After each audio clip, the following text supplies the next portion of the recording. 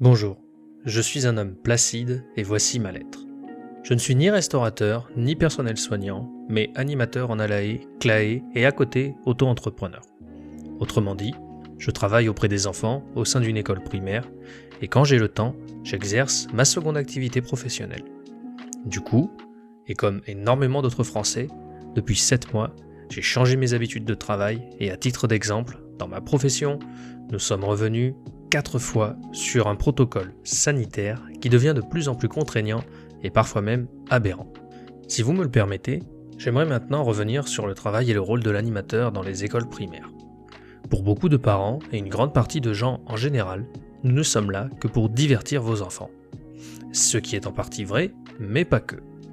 En effet, les instituteurs, ou plutôt les maîtres d'école comme j'aime le dire, apprennent à vos enfants à savoir se débrouiller avec des chiffres, mais aussi à écrire, lire, connaître les grandes dates de l'histoire, le nom des départements, les fleuves, bref, à réfléchir et construire une réflexion, un esprit critique.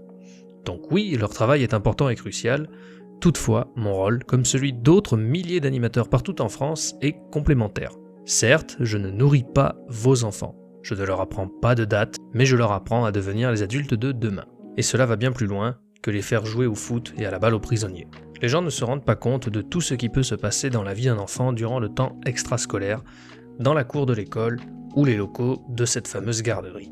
Au-delà de toute activité sportive ou manuelle, tout comme les instituteurs, tout comme les parents, nous apprenons à vos enfants à vivre en société, à grandir dans le respect des lois de notre pays. Nous leur inculquons les valeurs de l'entraide, de la solidarité, de l'amitié, du respect de l'autre, et ce, dans un monde où tout va de plus en plus vite.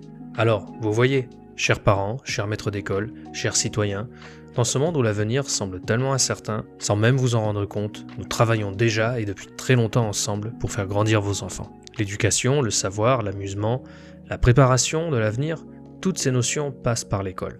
Et qu'importe les changements, qu'importe l'évolution de nos conditions de travail, l'école ne pourra pas se passer de nous, comme elle ne pourra pas se passer des instits, des AVS, des ATSEM, des agents d'entretien.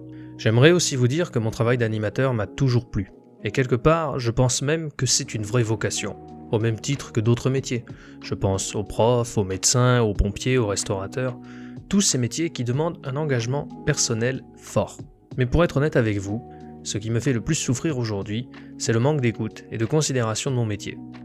Beaucoup nous diront que nous sommes comme plein d'autres fonctionnaires, avec un salaire régulier, des vacances calquées sur notre calendrier, et que même pendant le premier confinement, nous avons toujours touché notre salaire. C'est vrai, je ne peux pas vous l'enlever, mais vous devriez comprendre que cela ne suffit pas. Sur un plan personnel, je ne demande pas forcément un meilleur salaire et moins d'heures. Non, ce que je demande, c'est d'être tout simplement entendu, écouté, mais surtout compris. Tel que je le vois, je ne comprends toujours pas, et ce après plus de 7 mois, pourquoi personne ne nous a demandé notre avis concernant la mise en place des protocoles sanitaires dans les écoles primaires. Nous passons encore plus de temps dans les écoles que les enfants. Mais nos dirigeants, qui le plus souvent, eux, ne mettent quasiment jamais les pieds dans ces écoles, savent forcément quelles règles nous devons mettre en place, et ce sans jamais s'interroger sur la disposition même des écoles, des locaux, du matériel, et parfois même sans jamais interroger une notion qui me paraît pourtant essentielle, celle du bon sens. Je pense que vous serez d'accord avec moi pour dire que cette notion, depuis l'apparition du Covid, a complètement disparu. C'est donc quelque part à nous de prendre nos responsabilités, et évidemment en suivant de près des normes sanitaires imposées.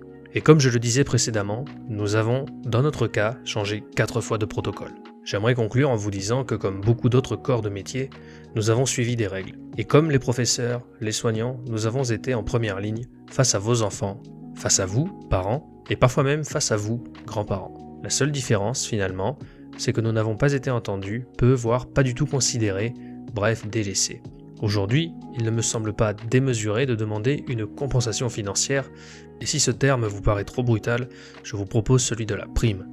Évidemment, je ne demande pas des 1000 et des 100, mais juste un petit quelque chose qui aurait du sens, celui de nous dire quelque part merci, et qu'on ne nous a tout simplement pas oubliés.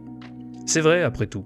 Il y a eu une prime pour le personnel soignant, une prime pour les enseignants, des aides distribuées, certes dans un flou complet, mais des aides quand même, et finalement, rien pour nous, les animateurs, alors que, comme beaucoup d'autres, nous sommes encore une fois en première ligne.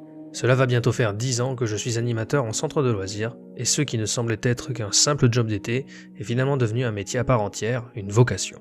Et aujourd'hui, j'ai le sentiment d'être un travailleur de l'ombre, alors que nous autres, animateurs, finalement, sommes le maillon d'une chaîne, la chaîne éducative des enfants de demain. Nous sommes et serons toujours là.